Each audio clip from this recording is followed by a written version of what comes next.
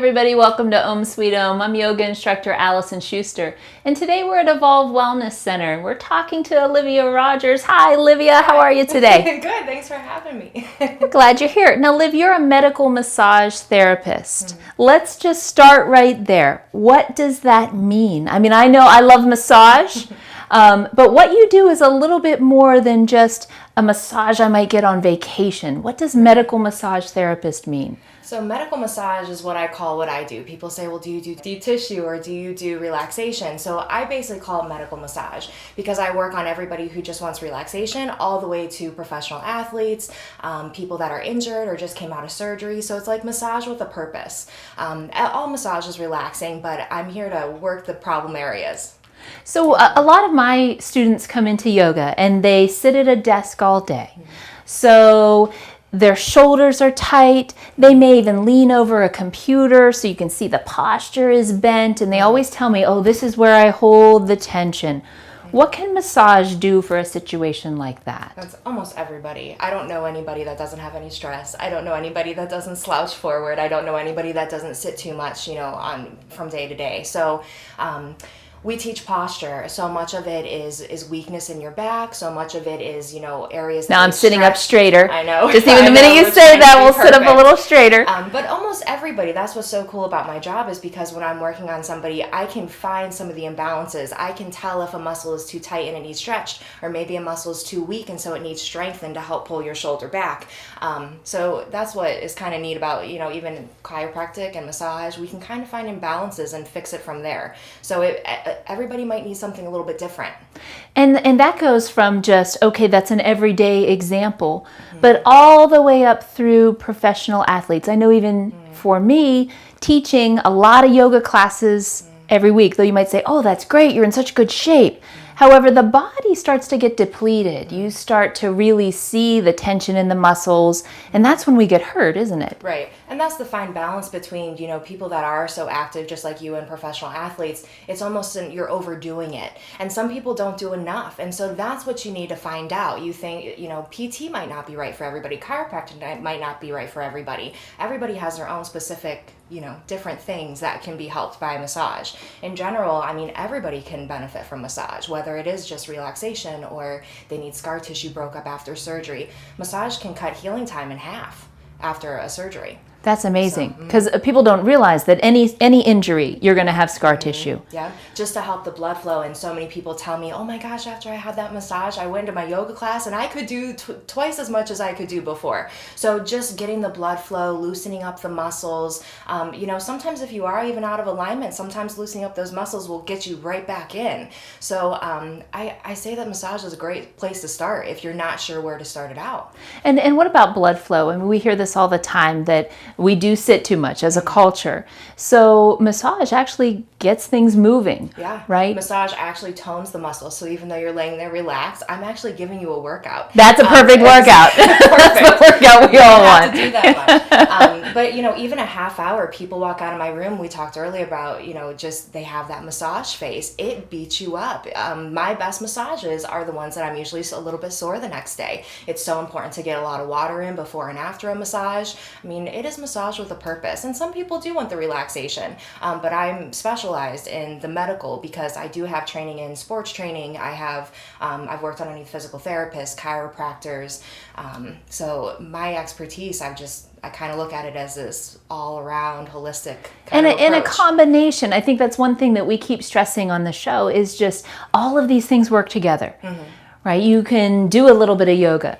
You can have massage, chiropractic, combine them into one program for wellness. A lot of people think, well, if I run every day, then I'm good, I'm healthy. Yeah. But really, it's a lifestyle choice to combine them. It really is. And by combining it all, you'll feel like a completely different person. I tell people all the time, I can't fix you, but I can give you ideas. I want to teach people what they can do on their own to get better. I'm on my foam roller during the nights. I'm doing my own scap squeezes and stretches throughout the day because I'm hunched over people all day. We know what to do, and we're not always perfect. That's true. That's true. Just before we started, we were hunching over. So it's just something to get in your mindset. It's just learning about your body. And people tell me all the time too when I'm working on them, they'll say, oh my my gosh, I didn't even know that spot hurt until you touched it. And so it's kind of neat that I can let people know what's going on and what some issues might, be a problem for them in the future that aren't even hurting them right now. And we talk about that in yoga. One of the big benefits of yoga is body awareness. Starting to really be in tune with what parts of the body are tight, what parts feel good, what parts do you need to work on. And I think massage helps you do that because you are walking piece by piece through the body and you're able to kind of identify that. Yeah. It is, and I do feel like the mind-body connection, I've never been really strong with that. And so the more that I've been massaging, I've gotten in tune with my own body and reading and listening to my own body. Your body will tell you if you need stretch. Your body will tell you if there's an injury, if you shouldn't go run that day. You just have to start listening and just kind of recognizing those issues. And I've heard you say to so many clients when they come in and you tell them, okay, here's what you can do after the massage. Right? So it's not just on the table, but you give them things to work on so that you can work on that muscle the next day, the next week, in order to keep injury from happening. It's not a quick fix. But it's just teaching people, and that's why I never wanted to work into a spa. I want to talk to people. I want to teach them what they can do and how to help them. And they appreciate that in the long run more than anything. But it does, and it definitely does give you that relaxation sense as well. I mean, you learn the anatomy, you begin to have some body awareness. But just like a yoga class, a lot of people come to me afterwards and say, oh, I was so relaxed after I went home. And I think that's the same with massage. Because it makes you stop for a minute. How often do we even just stop for 30 minutes? We usually don't. So just even taking that time, I think, makes a big difference. Your muscles are tired, your mind is tired, it all works together. That's why you walk out of my room with that massage face. It's just that blank, like, oh. That was so great. I've been through a lot, But it does. And it does even help, anxiety, depression. It does help to release those feel-good endorphins in your head. And so, especially being in Pennsylvania, there's hardly any sun. Almost everybody has a vitamin D deficiency, Right. And so massage does help to kind of give you that feel-good endorphin, just like exercising or doing yoga does. So it can even help with that. Yeah, so both the mental and the physical. For sure. And if we get back to the physical and we talk about some of the people that come in with injuries, I know a lot of people might be nervous to come in. Well, I had a torn hamstring. They might say, well, I don't want to come in till it heals. Yeah. And I know you would say, no, this is part of the healing process. Yeah. Right? So even if you do have an injury, massage may really help. Yeah, and that's what I found is, it's not good to work on it immediately after. If you go and sprain your ankle, I'm not going to work on it that day. There's inflammation. Your body has to inflame in order to heal it. But as that healing happens, getting massage in there, it pushes all that old nasty blood and inflammation out of the area, brings in all the new blood. So it does help to speed up the healing just because it's getting the blood flow. You might not be able to walk on your ankle, but by me working on it, you're starting to build some of that strength back. So it allows you maybe to heal a little faster. Yes. And we talk about that, of preventative care. So if you're already familiar with massage beforehand and then continue it even through an injury or illness, it's gonna you're make gonna you more speed that flexible. time. It's gonna break up all that scar tissue that might heal and restrict you in the long run. It might break all that up to where you can get all of your flexibility and mobility back. Let's talk about flexibility, because a lot of my students, they tell me, I want to be more flexible. I want to go down really far in monkey lunge, right? I want to have that flexibility. And I don't think a lot of people would say, oh, massage is the way to get it. But it can be. It can be. People just walk out of my room and they feel, and that's in my practice, I really like to work the muscle, but I can find those tight areas, and because of my training and stretching, I'm able to work the stretching too and show them different ways that they can stretch on their own to work on that problem area. It all goes hand in hand. Yeah. So those tight muscles, and they are so tight together, even especially if we work out a lot. And massage just allows them to open just a little bit farther. Because you're relaxed and I can kind of do the work, then you're not straining. Every little position you might get in, you might say, oh, it pulls here and it pulls here, and you can stress yourself out and it might not release just because you're stressing out. So by you kind of relaxing and letting me kind of do the work, chances are I can get it to go. Now, what is like the ideal, would you say, for massage? I know a lot of people say, oh, I'm going to order up one of those for Christmas because that sounds great. And once or twice a year, I mean, yes, that feels fantastic. But if you were combining this with an exercise regimen, yoga, nutrition, chiropractic, what is the ideal? Practice makes perfect. Just like chiropractic, just like yoga, if you go once or twice, it's not going to make a difference in you. You have to be consistent with it. Some people I might see once a week that are having really severe issues, daily pain, but they might say, you know what, after a couple massages, I can make it 2 weeks, or now I can make it 3 weeks, and I feel great. So your body tells you. I tell people to see how you feel. Call me when you're ready again, you know? So it's definitely a personal choice. Some people want it every week. I mean, everybody could use it every day. Yeah, every day sounds good. That sounds good. Great. But some people I see once a month, and it's enough that they can feel themselves kind of tightening up, and they know they need to get in to see me, and then they're fine for another month. So it just depends on the person. And I know we've both seen the studies of what it can do for the immune system. And that's both mental and physical, that boost. So if you're using preventative care, you're getting sick less. And we're coming into winter, we're coming into cold and flu, when we want to have that immune boost and want to be healthy, and this preventative medicine can really help. For sure. On top of nutrition, on top of drinking lots of water. I mean, there's so many things that are in it, but we want to teach people that. Yeah, the combination is what makes it work. Exactly. So, Liv, a lot of people are nervous about having a massage because they're uncomfortable about the process. Let's just talk about that. Now, first, I know you and I are always talking about this with our students. You need to have a reputable, licensed professional, right? And massage has licensing just like yoga does. Yes. So that's step one. But then once they come into you, can you give me kind of the play-by-play? What happens when you get a massage? Because I think a lot of people are intimidated, a little uncomfortable, like, I don't know what's going to happen. Personally, I never enjoyed getting massage before I went to massage school. I don't know what made me think I would love this, and I do. But I was always okay touching others, but not anybody else touching me. So I'm totally sympathetic with that when people come in, and I always ask, you know, and that's all massage therapists when they go, they should make sure they're licensed, they should make sure that they're competent, they should ask how they're trained, or, you know, who they've worked under, how did you learn what you did, and so a lot of my stuff is, I just don't want people feeling uncomfortable, and so, you know, cracking a joke, that kind of thing, but I'm friendly, you know what I mean, there's nothing to be nervous about, and I always ask first, is it okay, you know, if you don't want to take off your bra, that's okay, you know, right. I'm going to keep you covered the whole time, so it's all about somebody else's comfort level, as I'm even working that on them, you know, do you mind if I get kind of underneath your armpit here, it might feel a little uncomfortable, so I'm just always talking. If you feel uncomfortable in a massage at any time, you need to tell them. Don't let a massage therapist go any further if you are not comfortable with something. So it's really a process, and the massage therapist is going to walk you through that process. Yes. So you don't have to worry about that intimidation factor of coming in, laying on a massage table, you know, being exposed. Yes, I give you time to get undressed. I let you know what would be the best. So I kind of give them, this is what's going to happen during the massage. You have to give, you know, some kind of, this is what's going to happen. You can't just expect people to come in here and just terrified the whole time. I'm trying to get them to relax. So and it's a personal relationship as well. It really is. I know a lot of people that come to yoga, maybe they come the first time. As they get to know me, they're able to ask more questions, and you develop that relationship with them. It is a trust relationship, I think. But it does start with making sure that person is qualified, right? Yeah. And I think you and I both struggle with that. I struggle with it in the yoga world as well, of making sure that people have the appropriate credentials. Yeah, massage, you can just get certified online, but you need to be licensed. You need to take the, you know, Pennsylvania State Board or by the state. So there's definitely stipulations. You can't just have any Joe Schmo working on you. It's not healthy. It's not safe. It's not safe, and that's the main thing, is keeping our clients safe. Yeah, exactly. So Liv, if someone is interested in massage and wants to get in touch with you, what's the best way? The best way is just to call Evolve.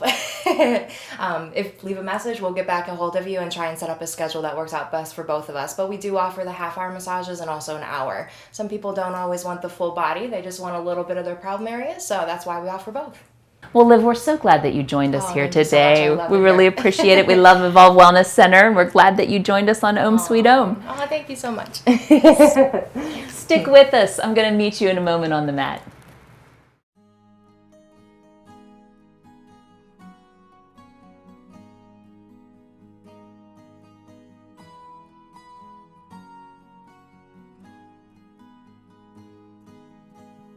Let's start out standing today. Take a nice deep breath in, reaching the arms up to the sky. And exhale out. Another deep breath in, reaching the palms together. And then swan dive down, stepping the right leg back, crescent lunge. Right hand comes to the instep, left arm reaches up, little twist. Exhale back down, stepping both feet together into plank. Take it down through chaturanga, scoop it up into cobra, and press back, downward facing dog. Inhale up onto the balls of the feet. Exhale, release. Inhale up. Exhale, release. Gazing between the two hands, step, hop, or jump, top of the mat. Nice deep sun breath in. And swan dive down. Left leg steps back, crescent lunge. Left hand to the instep, right arm reaches up, little twist. Exhale, back to the mat, both feet together into plank. Take it down through chaturanga, cobra, and down dog. Inhale up onto the balls of the feet. Exhale, release. Inhale up. Exhale, release. Inhale the right leg up to the sky. And on the exhale, bring it through your hands, rising up, warrior one. Exhale, open up, warrior two. Flipping the right palm up, lean out over the right leg, reverse your warrior. Take a nice deep breath in and exhale. Cartwheel to the mat, 2 feet together into plank, elbows tight into the rib cage, lower to low. Cobra and down dog. Inhale the left leg up to the sky. On the exhale, bring it through your hands. Reach it up. Warrior one. Exhale, opening out. Warrior two. Flipping the left palm up to the sky. Lean out over the left leg. Reverse your warrior. Take a deep breath in. And on the exhale, cartwheel to the mat. 2 feet together into plank. Take it down through chaturanga, cobra, and down dog. Holding in down dog, let's widen out the feet. Take the right hand, reach it to the left ankle. Nice deep breath here. See if you can gaze out under your arm. One more deep breath in. Exhale, bring the hand back to the mat, opposite side. Left hand reaches for the right ankle. Gazing out under the arm. Deep breath in. Exhale, maybe twist just a little bit farther. One more breath. And exhale, bring your hand back to the mat. Right leg lifts up to the sky. And on the exhale, knee to nose. Let's hold it right there for 5, 4, 3, 2, and 1. Setting the knee down, pigeon lunge. Let the knee track towards the top of your mat. Your thigh is parallel with the side edge. Hands come alongside the thigh. Lift the crown of the head to the sky. Lengthen the spine. Then slowly walk the hands out in front of you, bringing your head to rest on your fists or block, or maybe all the way down to the mat. Taking a nice deep breath here in pigeon lunge. See if you can use the exhale, release the hips into the mat. One more breath here. Long exhale. Then pressing the hands into the mat. Let's push back into plank and all the way to down dog. Inhale the left leg up.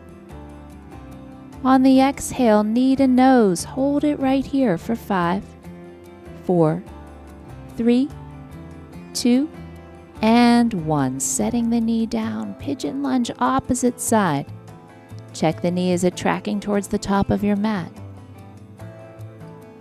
Hands come alongside the thigh.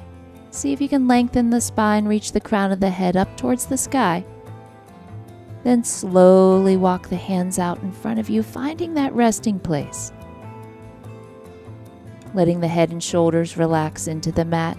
top half of the body becomes the weight for the stretch. Nice deep breath in. Use the exhale. See if you can release the hips into the mat. Another deep breath in. Exhale, release. Slowly walk the hands back up to the top of the posture. And we're going to shift to one side, bring the legs out in front of you, coming to seated staff. Hands come alongside the body. See if you can sit up on the sit bones, lift the crown of the head towards the sky. Use the exhale, walking your hands towards your feet. If you can access the thighs, the shins, maybe even the toes, deepen that forward fold. One more breath here. Then slowly rising back up. Let's take it all the way down to the mat. Knees to the sky, feet on the mat. Let the feet track towards the top of your mat. We're going to press all the way through the big toe mounds of the feet. Let the hip points rise up to the sky, coming into bridge. Maybe rolling the shoulder blades underneath, you can interlace the fingers. Add a little extra height. Keeping that bridge for 3 breaths, so you take a deep breath in. And then exhale. Maybe rise up a little higher. Let the inhale hold your ground. Exhale, maybe 1/4 of an inch more. Last deep breath in. Rising up to that tallest point in bridge. Then slowly bring it back down, 1 vertebrae at a time. Let's turn our head from side to side. Release the neck, maybe moving the jaw up and down. Release any tension that you're holding in the head, the neck, the jaw. Let them relax onto the mat, setting yourself up for bridge once again. Knees tracking towards the top of your mat, pressing all the way through the big toe mounds of the feet. Lifting through the thighs, hip points, head towards the sky. Maybe the right leg lifts up this time. Keeping it there. 10, 9, 8, 7, 6, 5, 4, 3, 2, and 1. Slowly lower back down. Setting yourself up for your final bridge. See if you can press all the way through the feet. Little forward motion in the feet. Lifting up, let's balance the sides. Left leg comes up this time for 10, 9, 8, 7, 6, 5, 4, 3, 2, and 1. Slowly lower back down. Taking the strap, let's put the right leg into the strap. Lifting the right leg up to the sky, left leg extends nice and long against the mat. See if you can press your foot into the strap. And we're going to take the leg all the way over to the right side. Opening the hamstring.